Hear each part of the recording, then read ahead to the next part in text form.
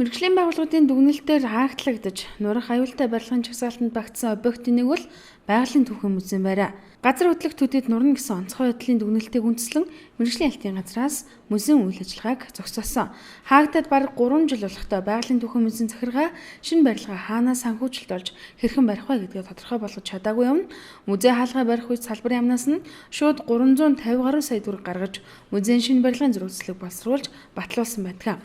Далайн давхрын өндөртэй 15,000 м2 талбайтай Аз тивийн хамгийн том байгалийн түүхэн музейн барилгыг барихад 24 тэрбум төгрөг шаардлагатай. Гэхдээ одоо хүртэл улсын хурлд ус музейн барилгын санхүүжилтийг шийдэж өгөөгүй явна.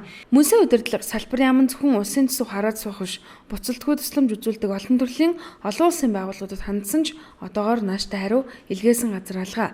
Мөн саяхнаас музейн захиргаа боловсрол санхүүгийн яамнаас гадаад иргэн ямар дамжуулан Бүгд найрамдах Солонгос улсын засгийн газарт хандаж 60 жилийн настай ханан энэ тэндээ цурч шаврын хагарсан барилгаа шинжлүүлэх хүсэлтийг илгээжээ. Монгол улсын байгалийн түүхийн музей гэдэг бол Монголын хамгийн том барилгатай 6,000 м2 барилгатай хамгийн том хамгийн олон үзэгчтэй ийм музей шүү дээ, тийм ээ. Энэ бол манай олон түмэн бүгдээрээ мэднэ.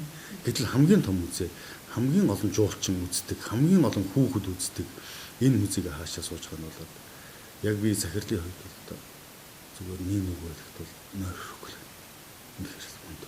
Энэ байдлыг бол бид нэр солонгосууд ойлгуулсан. Солонгосын тэр хамтран ажилладаг музей нөхдүүд бол үүнийг өөрийнхөө боловсролын гадаад юм бүрд засгийн газрынхаа төвшөнд хүртэл Монголд туслах боломж байна уу, яаж юм гэдэг асуудал ингээ яригадад явж байгаа.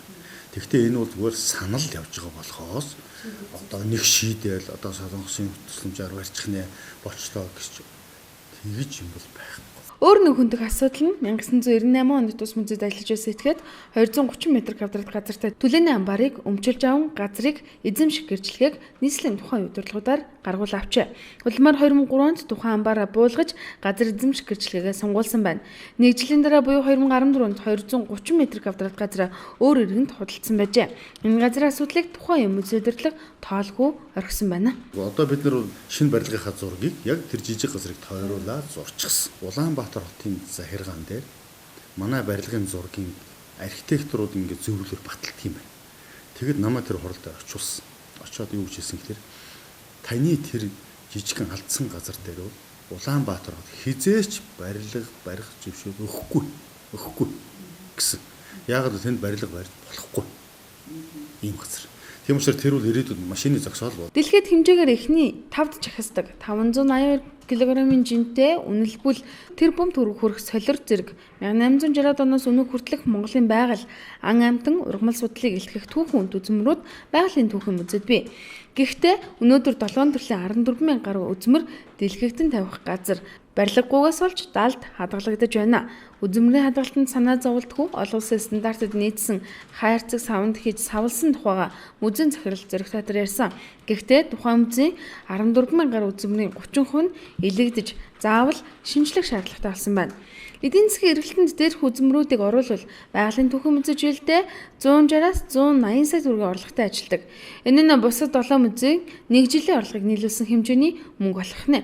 Монголыг зорьсон жуулчтай хамгийн ихээр орохыг хүсдэг газар нь энэ музейг нь улмаар жилдээ 60-аас 120 мянган хүн байгалийн түүхэн музей үзмрийг сонирхдаг байжээ.